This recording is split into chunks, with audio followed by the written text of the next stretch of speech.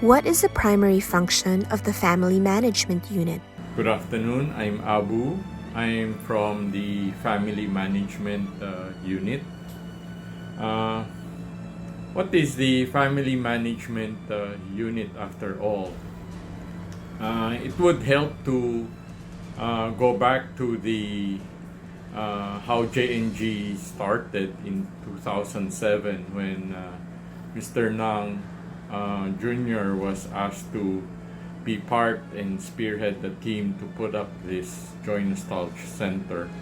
And 2 years after, the hotel and the office leasing business started already.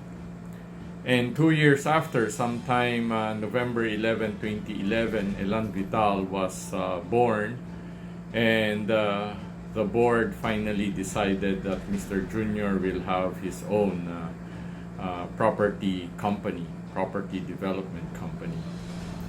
And a year after, the project of nostalgia started, and that was the realization of the property business of Mr. Nang.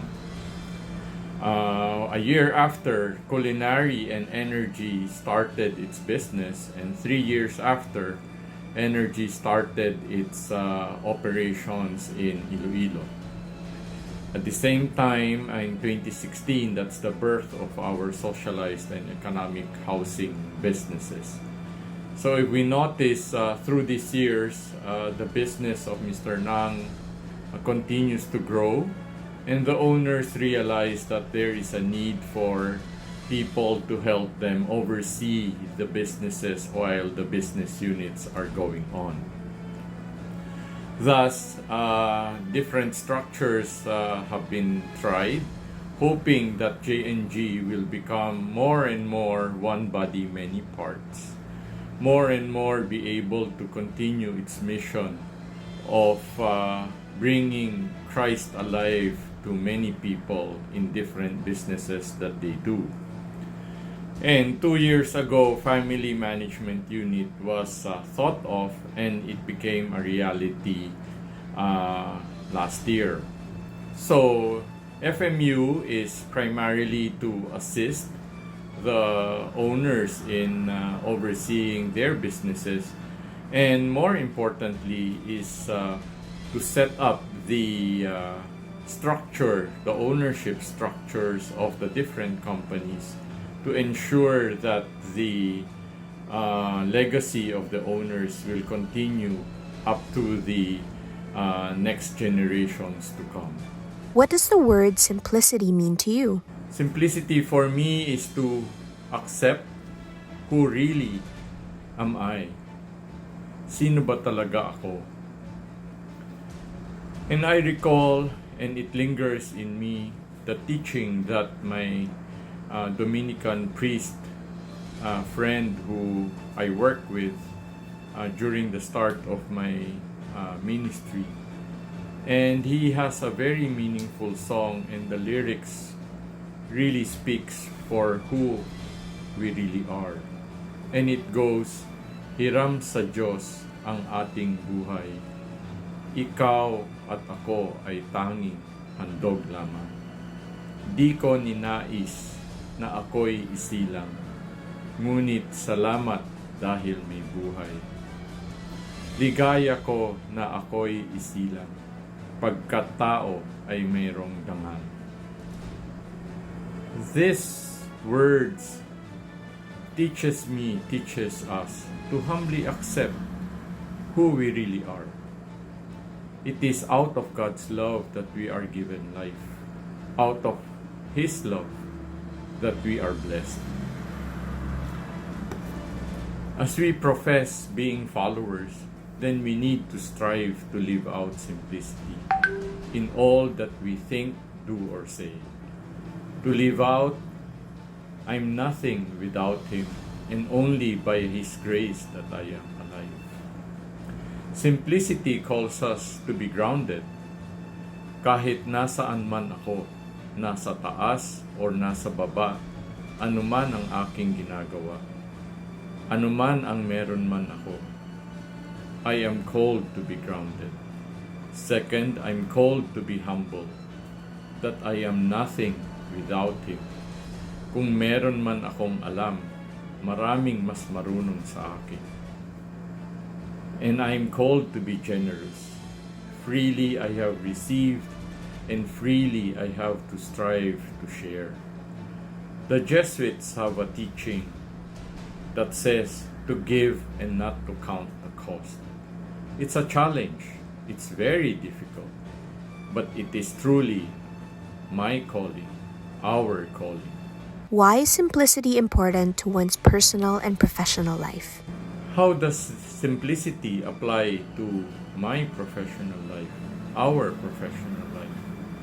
It calls us to be grounded, to always remember na I am just one of those who are called to be part of J&G. I am called to do something to contribute to J&G. We are called to respect one another, acknowledge each other's roles, and freely support one another. Second, we are called to be humble, accepting that no man is an island. We are called to be one body, many parts. Lahat naman tayo nag-umpisa sa walang alam. Lahat naman tayo ay natuto lamang. Kaya ang tawag sa atin ay magturo, ay magbigay kaalaman sa mga taong gustong matuto. Magbigay chance sa bawat isa para ang bawat isa ay umunlad at matuto. Third, we are called to be generous. Freely we have received, freely we are to give.